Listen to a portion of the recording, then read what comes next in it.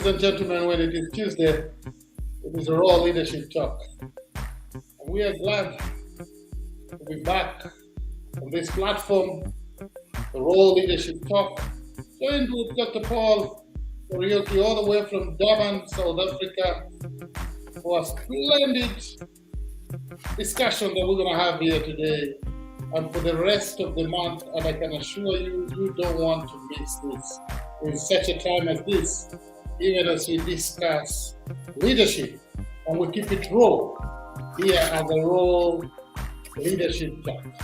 In a moment, we're going to begin our discussion. Stay tuned, stay tuned. You can talk to us. Where are you tuning in from? Are you on Facebook? Are you on my channel on YouTube? Or are you on LinkedIn? Glad to have you here and glad to connect with you in this wonderful, wonderful discussion.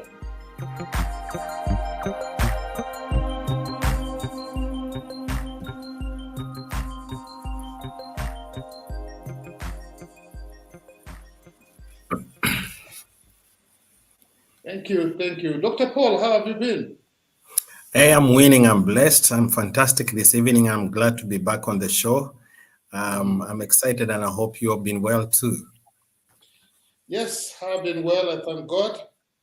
I'm great to have you here. Liz Chemokal, thank you very much for tuning in. You say keep going, guys. Bernardine Mundui, you say hi, Dan, following from Mombasa, Kenya. Thank you, Bernardine. Thank you for connecting. Arnold Maina tuned in. Habert Kahindi following from Malindi. Thank you very much, guys. Keep them coming, keep them coming.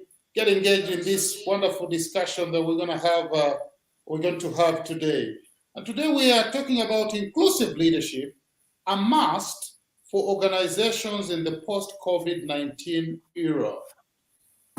Inclusive leadership, a must for organization in the post-COVID-19 era. To begin our discussion today, Dr. Paul, what is inclusive leadership? What is inclusive leadership? On a very, very basic level, inclusive leadership is that form of leadership that allows capacity to manage a great heterogeneous group of people towards a common vision, embracing their uniqueness, their capabilities, their diversities, and their skills and talents without discriminating on any of the classes that we use like gender, age, nationality, or ethnicity, and such. So it's a very, very deliberate form of leadership that embraces all kinds of people and appreciates that every person is unique in the way the gifts that they have and their talents, and they make everything work together because it's a tapestry that makes everything beautiful. Wonderful thoughts there. But Dr. Paul, in your own opinion, why is it important for organizations to really inject inclusive leadership as part and parcel of their operations? Well, you understand that since COVID-19 broke out about 2 years ago, the world has not remained the same again. Everything we knew is out of the window. In other words, we are now adopting to new ways of doing life. We're adopting to new ways of leading organizations. We're also adopting to new ways of managing and working with people across ethnicities, across languages, across races, across cultures, across religions, and the like. And therefore, it's important for any organization to be effective in this post-pandemic era. There has to be an element of inclusivity across the board, not only just from the leadership, although we are talking about leadership here, but we all know from our great mentor, Dr. John Maxwell, everything rises and falls on leadership. So if it's not in the leadership, it cannot be found in the body. And so it's very important for the following reasons. Number one, it recognizes people's unique talents and skills. And so when a leader embraces inclusive leadership, what this leader is essentially saying is that I recognize I'm not the epitome of wisdom. I recognize there are people that within my ecosystem that also contribute to the greater vision that we have. And if I harness that collective uniqueness, we can achieve great things together. So the second thing also that why it's important, it rules out discrimination. An inclusive leadership does not see people based on their ethnicity, age, Mhm. gender, cultural preferences, and all those things. It sees people as important contributors to development, whatever development is for the organization or for society. It also Yes. allows people to feel valued and respected. You know, Mhm. we're coming out of a very tough time as a world, Mhm. where people have lost jobs because their jobs could not have been maintained. They have lost families Yes. due to sickness Yes. and all those things. And there's a sense of where majority of people's self-esteem have been torn or even been impaired because of certain exposures that have been, they have experienced that have made them doubt their worthiness, their Yes. ability to be productive, on all those things. Mhm. So inclusive leadership makes people feel at home. It makes Yes. people feel respected and welcomed. It Mhm. makes people feel that I'm being seen. I'm not just a unit of labor. I'm not a machine. I'm not a robot. I'm actually recognized as a living being in this environment. And that's what Yes. inclusive leadership does, because in workplaces, remember, people are in different levels of expertise. People are in different levels of experiences, and you may find that some people, because of where they are in terms of their grading in the organization, they may feel themselves very least. They're not even recognized. Nobody even knows when they show up to work and when they go home, because Yes. whatever they do in that organization, it's so menial that nobody Yes. even recognizes they exist. But inclusive leadership recognizes the janitor and recognizes the MD at the top. And Mhm. inclusive leadership knows that everybody in that environment is very important and they contribute to the greater good. And therefore, whatever they create as inclusive leaders is an environment that allows everybody to Mhm. feel valued and everybody to feel respected and everybody to feel very honored to be part of that big vision of the organization. I think you have underscored very, very important point that everybody need to feel valued, whether somebody is a janitor or is an MD in the organization, or they're in the top management, or they're simply at the front desk. They need to feel part and parcel of the organization. That the heartbeat of the organization is them, and that they are contributing something that is very, very important. But I know somebody will be asking then, Dr. Paul, what are the top qualities of inclusive leaders? What are the top qualities of inclusive leaders? There are many, of course, but I would like to highlight about 7 of them for the sake of our conversation tonight. One Mm-hmm. of them is that inclusive leaders are ambassadors of diversity and equity in their own organization. They are Mm-hmm. the ones who lead by example, that in Yes. their minds, they are aware of their own biases, they are Mm-hmm. aware of their own limitations, and therefore they are able to harness collective wisdom, especially when it comes to decision making processes and planning. And so Yes. they become the first face of what it looks like inclusive leadership in their own organization. So they are their first ambassadors. The second Yes. quality that these people espouse is that they know they are vulnerable and they do not shy to show it. Mm-hmm. Leaders by nature, most of them kind of are territorial. They don't like Yes. people to keep on getting into spaces that can challenge their paradigms, that can challenge their Mm-hmm. decisions, that can challenge their ideas, especially. But Yes. inclusive leaders know very well that by opening themselves up to collective wisdom, they also show Mm-hmm. their own vulnerability and they are secure Mm-hmm. in it because they know it is in that vulnerability that efficiency is harnessed.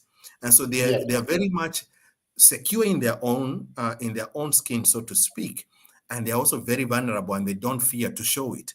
That I'm opening Mm-hmm. up this decision to everybody to give an input, but I'm Mm-hmm. very much aware of what I'm doing. So the third thing as a quality they have is a very high sense of cultural awareness. They are able Yes. to see different divisions of society and still remain relevant without losing their own identity as leaders. And so Mm-hmm. it's a very powerful quality if you think about what's happening now post-pandemic, because Mm-hmm. the world has become very much open up to everyone.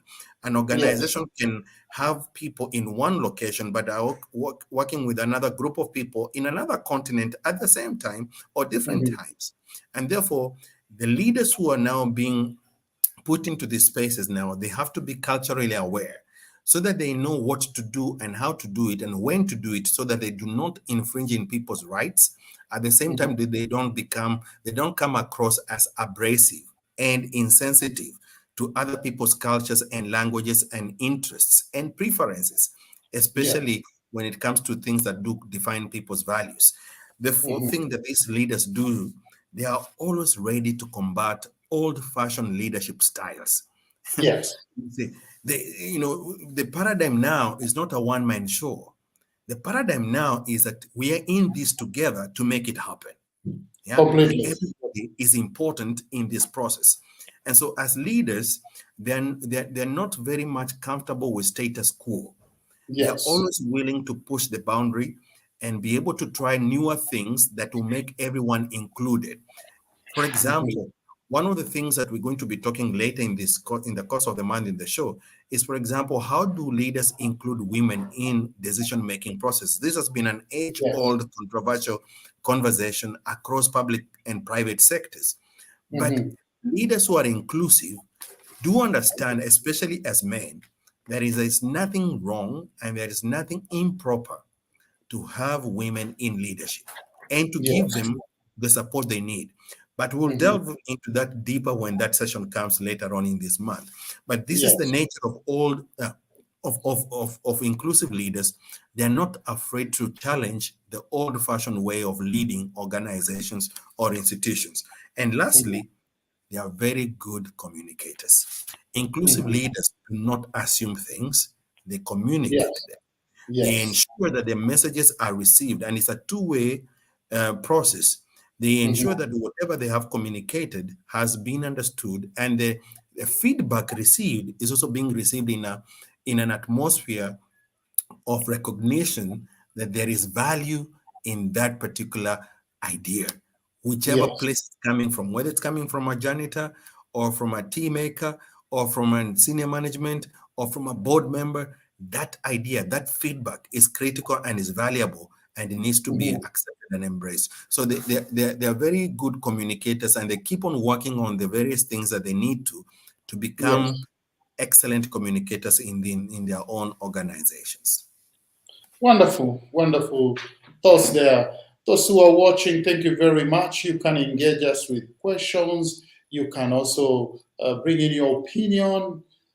This is inclusive leadership, and so we respect every opinion, even from our viewers, that you think can add value as far as inclusive leadership is concerned. And I know the question that is in the mind of a lot of people, especially those in leadership positions or leading in organizations, Dr. Paul, is how do organizations ensure their leadership is inclusive? How do organizations ensure their leadership is inclusive? And I'm saying that because there are a lot of biases sometimes, and leaders may find themselves in biased atmosphere doing Mm. things that they think are really propelling the organizations in the right direction, but in the real sense, those things are actually undermining the same organization. How do organizations ensure their leadership is inclusive? This is a very, very important question because it challenges everything to do with conventional leadership. It really Mhm. makes it can really scare anyone who is not ready to embrace the changes that COVID-19 has brought into organizations or into Yes. workspaces across the globe. And one may not be aware of their own personal biases until you're exposed into a situation where have to confront Yes. something that you are unfamiliar with and you thought that was the right thing to do. So, for Mhm. example, you'd find that in certain spaces, organizations only tend to hire a particular group of people only, or from a Yes. particular group of a particular race group only, because there Mhm. has been Or an even involvement ethnic group. or even an ethnic group. Now, Yes. inclusive leadership would challenge that and say Mhm. this organization, for it to go to the next level of its efficiency and performance, there must be other people other than the ones I see that can contribute to the betterment of organizations. How do these organizations ensure that their leadership is inclusive? One, they embrace the concept of diversity and they are comfortable with it. And Yes. then the second thing they do, they create an environment where that diversity can find expression. So Mm-hmm. they change policies to allow, for example, women to ascend into leadership. They change Yes. policies to ensure that young people get leadership opportunities. Yes. They change policies to ensure that the discriminatory tendencies that society places on organizations are actually addressed. For example, they Mm-hmm. will have a policy that addresses gender inequality. They will have a policy that addresses discrimination because of your religion or things Mm-hmm. along those lines. So they are very much aware of the environment and they create the environment that allows inclusive leadership to really manifest.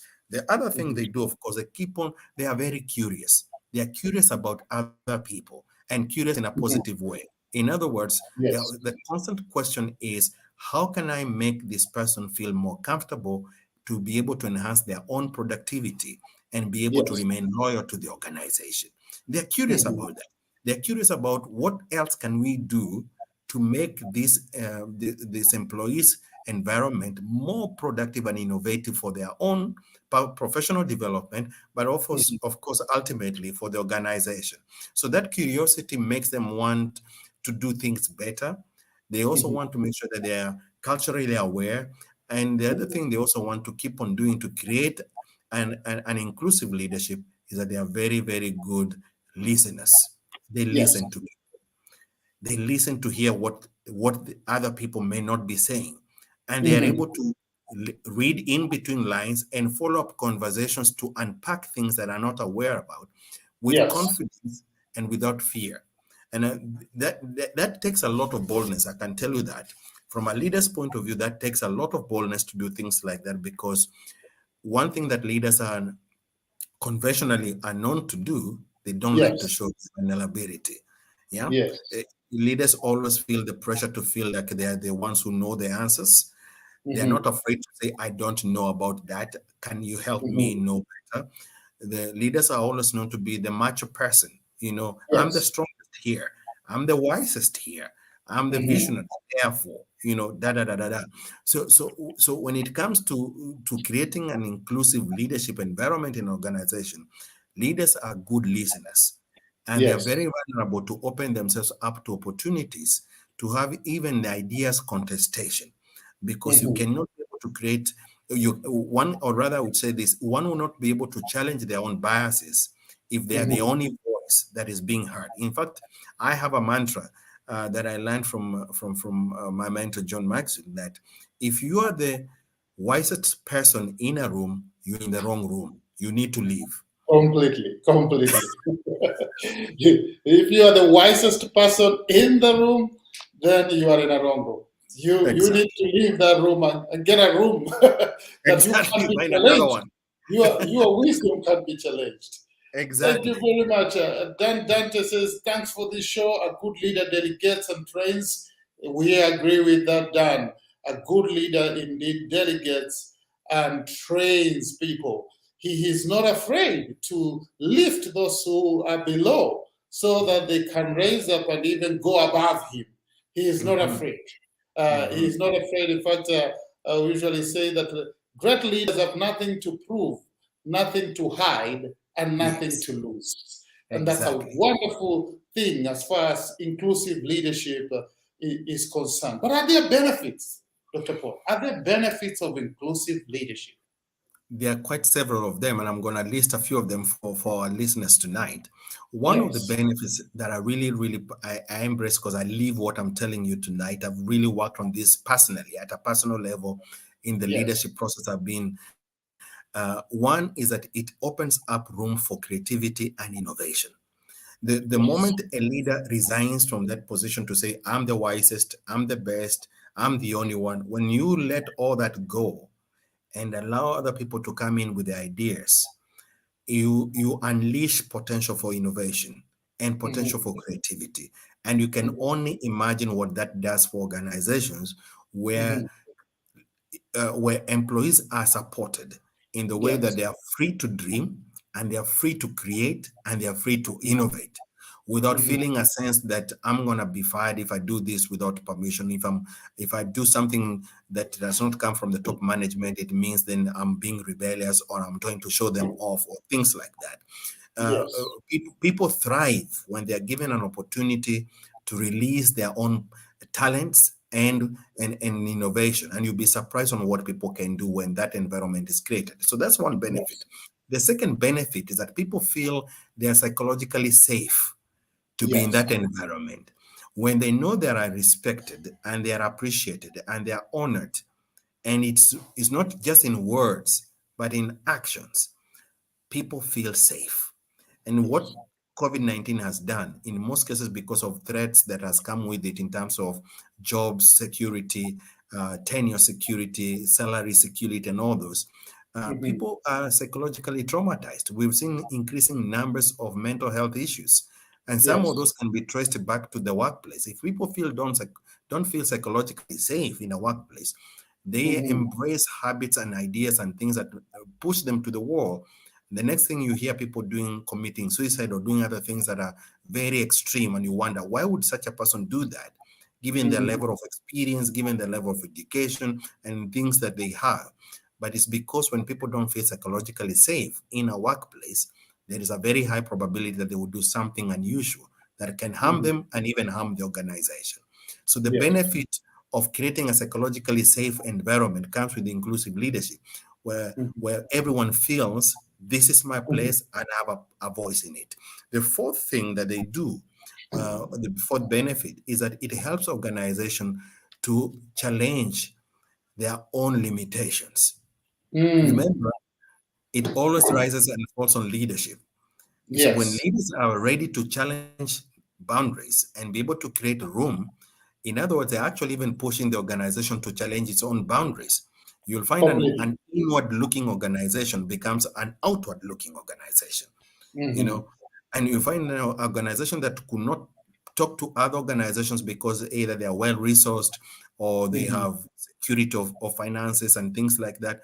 It's not seeing Mhm. other organizations not as competitors but as complementers of a greater good in society. And so Mhm. again, that because there is a leadership shift in the Mhm. mindset of the leaders of the organization. So they are Mhm. able to challenge those boundaries and they are comfortable in moving into areas of work or areas of business that they were not able to step into because of their own inhibitions. And lastly, when employees feel safe, Mhm. they become loyal to organizations. Their Very productivity important. is to Very the important. yes.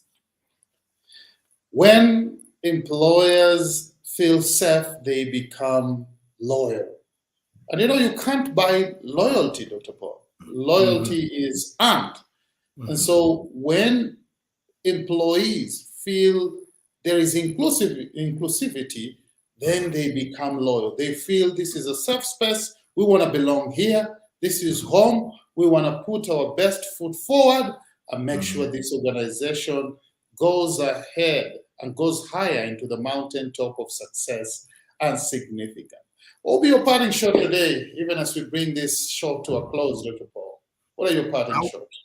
I would like to challenge everyone out there, our listeners, and anybody who's in a leadership position to embrace inclusive leadership as you transit from where you have been to embrace the new norm, which COVID-19 has gifted us with. Be Mhm. culturally aware, be emotionally intelligent, be a good communicator, and an active listener. You will be able to make it to this leadership level. Wonderful, wonderful, wonderful. Ladies and gentlemen, we bring this show to a close. But I can assure you this is going to be a wonderful month as we discuss leadership. And you can call in your friends every Tuesday at 8:30 p.m. Kenyan time, 7:30 p.m. South African time. It could be around maybe 9:30 p.m. or 10:30 p.m. in West African time and other parts of the world, different timing. This is your show where we keep it raw, the raw leadership talk. Until next Tuesday, Same place, same time. Tune in. In case you want to keep in touch with us, the numbers on your screen, the email, cell phone numbers, you can keep in touch with the Africa Center for Public Speaking. And we will be more than glad to respond to your email, to respond to your text. May God bless.